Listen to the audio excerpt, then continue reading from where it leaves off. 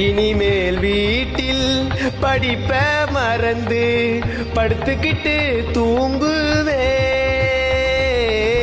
3 வேளையும் வெறுப்பு அடிச்சா இன்ஸ்டாகிராம் நோண்டுவே. நினைக்கிற வேலையில் துண்டு துண்டு தூங்குவேன். புத்தகத்தை மூட்டை கட்டி காலங்கள்ல போடுவேன். மூளைக்கு வீட்டுக்குள்ளே சுத்துவேன். ரூமுக்குள்ள கதவு சாத்தி அவுத்து போட்டு ஆடுவேன். புக்ஸுகளும் நோட்டுகளும் மறந்திடுமே.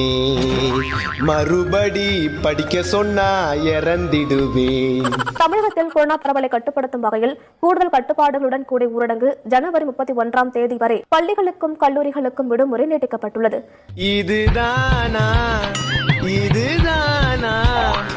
எதிர்பார்த்த நாளும் இதுதான்.